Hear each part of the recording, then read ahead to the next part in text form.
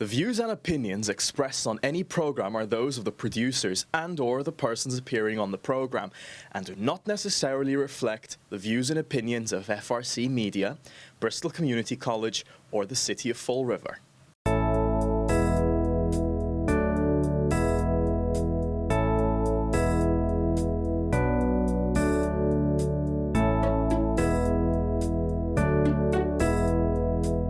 Hello, I'm David Mello, Supervisor of Children's Services here at the Fall River Public Library, and welcome to another Book Club Story Time. Now, my first story that I'm going to share with you is a very dangerous book. So dangerous, in fact, that we have to keep it sealed up in this box at the library. It is called The Book That Eats People by John Perry. Are you ready for this? The Book That Eats People. Caution! This is the book that eats people. If you hear growling while you're reading it, stop reading, close the cover, and put something heavy on top of it. Do not let your little brother or sister read this book, especially when it's hungry. You should always assume this book is hungry. Remember, this is not a storybook. It is not a book of rhymes.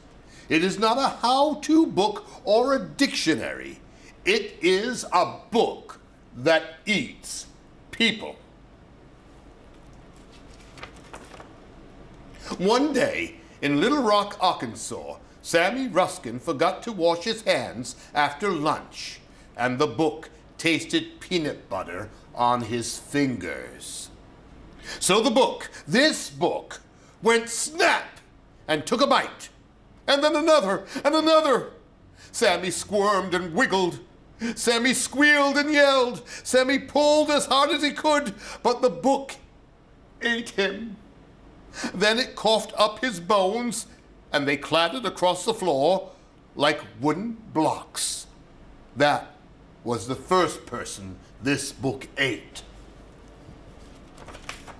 If you hear pages rustling, it's probably because this book smells something yummy. But if you hear a sound like an octopus in a tub of yogurt, that is the book's empty stomach, and the book is ravenous. If you hear that, find someone nearby fast who might taste delicious to a book. After this book ate Sammy Ruskin, his parents gave it to a library where it sat trapped and mad, tightly shelved between The Complete Guide to the Saints and Sandwiches Through the Ages. Its stomach growled and growled for weeks until late one evening, someone left the Guide to the Saints on a table in the reference section. That night, while the moon shone, the book devoured famous Americans, who's who in American business, and Mr. Sang, the night security guard, who yelled like crazy. When the librarians came in, it was swallowing the last pages of How Things Work.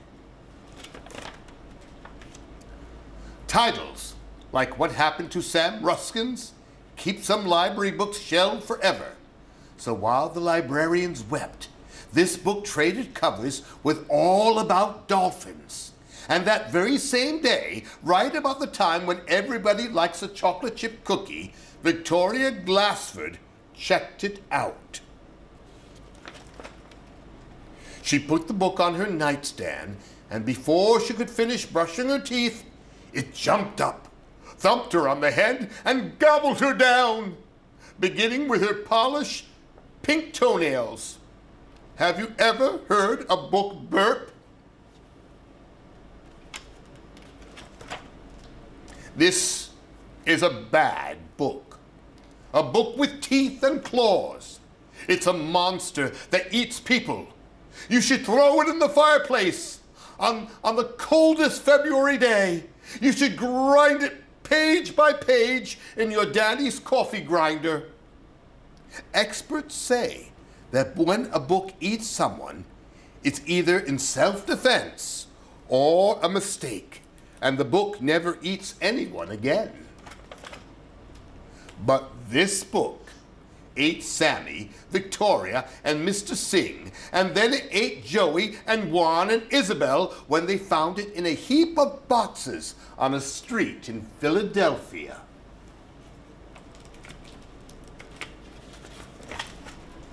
Of course, someone from the neighborhood watch saw the book eat those 3 children and called the police. They took it and locked it in a jail cell where it ate Chuck Anderson, who deserved it. Some people think it's cruel to chain a book. The guards did it anyway. Judge Cox, who loved all books, sent it to the zoo, where zookeepers tried to reform it. They fed it fried chicken, pickles, hot dogs, ice cream, noodles, and toast, but nothing worked, because this book craves people. When it chewed through a zookeeper's shoe, they finally gave up and put a label on it that says, "The book that eats people," in big, bold letters. So, now everyone knows what kind of book this is. Who knows where you found it? But be careful. Never read this book with syrupy fingers. Never read it with cookies in your pocket. Never turn your back on it. Never, never, ever read this book alone, because this book is always hungry. And it eats people. And that's the book that eats people. I think it just chewed a couple of my fingers right here. Today we're going to read Hidden Gem by Linda Liu.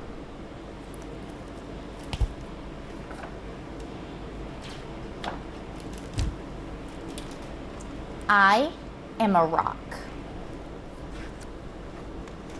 I rock and roll and tumble.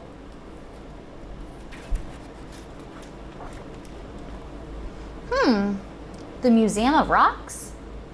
I wonder what these rocks do. A rock museum.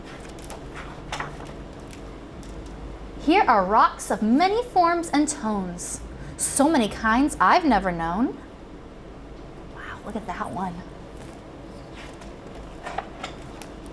These rocks shock and glow and humble.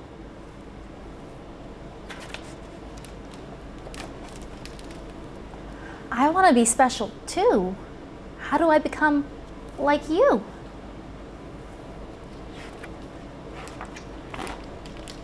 What if I go where you go? Do what you do.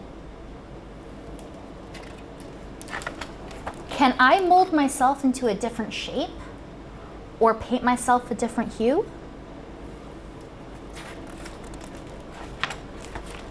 Will that help me fit in? Or make me something completely new?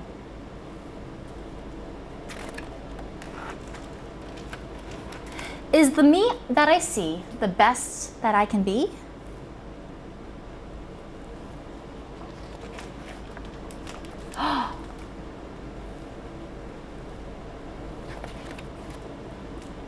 Wait, who is that precious gem I spy?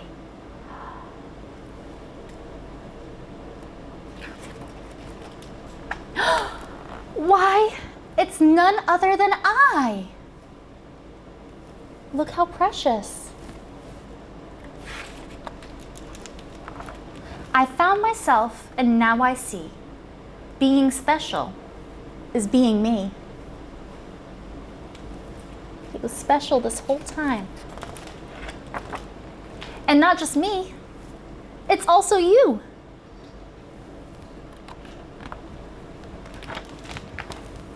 Everyone is special too.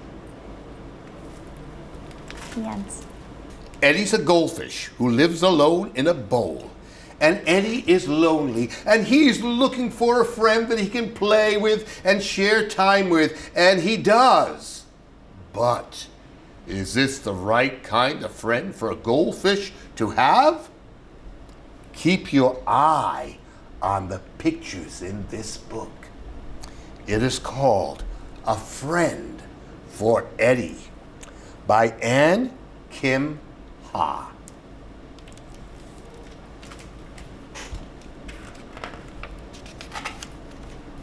Eddie lived alone in his glass bowl. Sure, he had his plants and rocks to keep him company, but what Eddie really wanted was a friend. Someone who could swim and blow bubbles. Someone like him.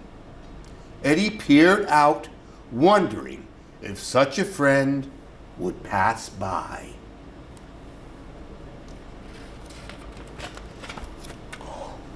Ooh.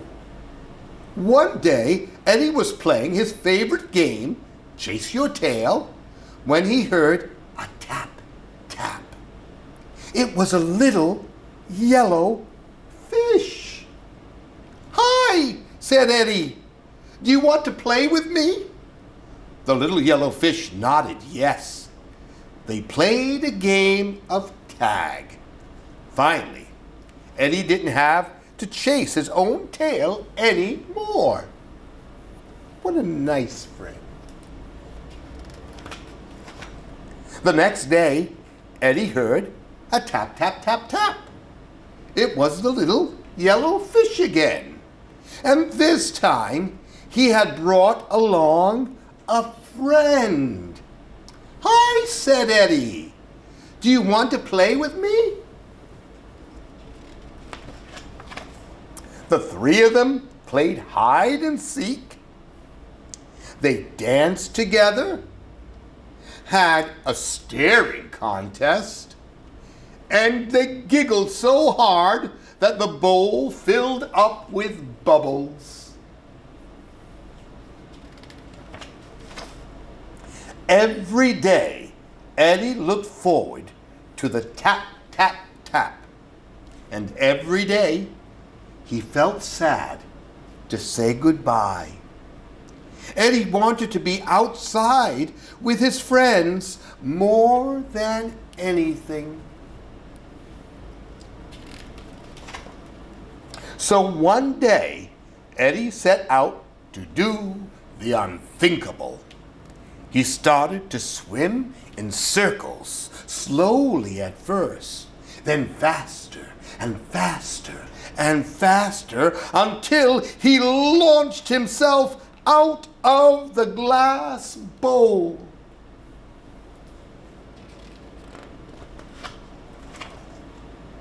"I'm flying!" Eddie cried. He felt weightless and free. Thud! Eddie belly flopped hard on the table. He couldn't swim. He couldn't blow bubbles. "Help!" he gasped. "Ooh, do you see these two big ears?"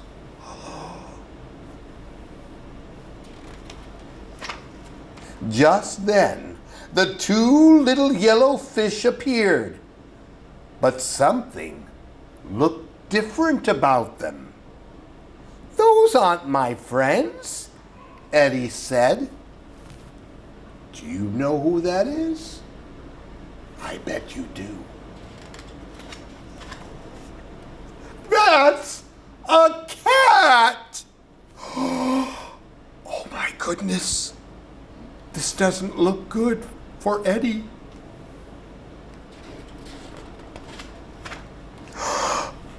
Eddie flopped his tail.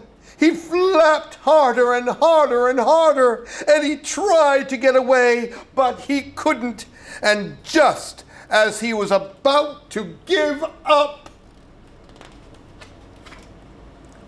plop!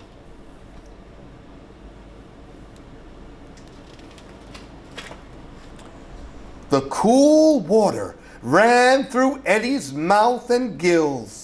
He could finally breathe and move again. It was a relief to be back home. Tap, tap, tap, tap, tap. Eddie didn't see two little fish this time. He saw a cat. A cat who had just saved him. But most of all, Eddie saw a friend. I know you're not a fish, Eddie said, and you can't swim or blow bubbles, but do you still want to play with me? Meow, said the cat. And with that, Eddie and his new friend started a game of hide and seek.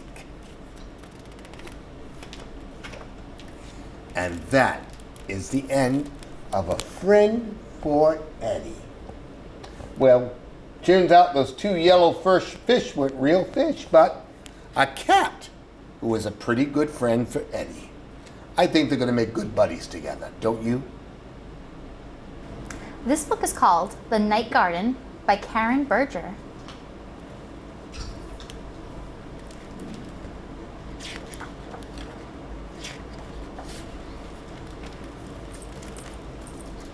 In the night garden, fireflies look like fallen stars. Moonflowers unfurl and release their intoxicating perfume.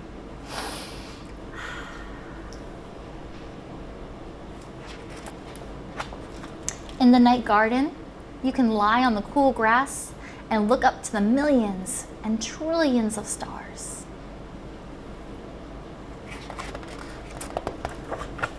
If you are very patient and very lucky, you might catch a glimpse of a shooting star. And if you do, make a wish. In the night garden, a lone cat tiptoes across the roof. Look how cute. And bats swoop and glide in the bluing sky. In the night garden, you might see a sliver of a new moon.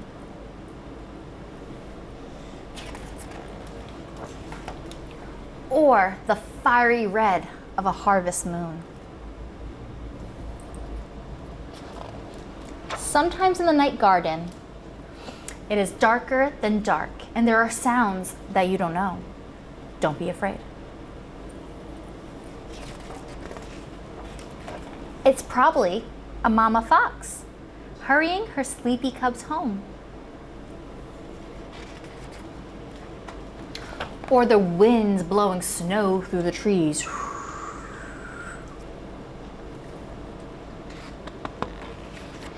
It might be the murmur of a slow stream. If you let them, the sounds of the night garden will lull you to sleep.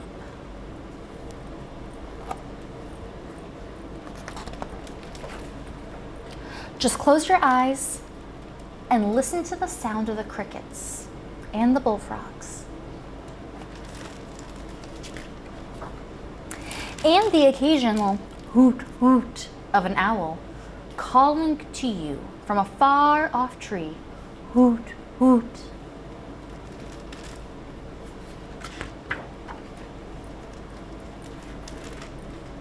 Owl saying good nights, good nights. Good night. And sleep tight. The ends. If you liked these new stories from the Fall River Public Library, come on down and check some out. We have plenty of good ones. See ya.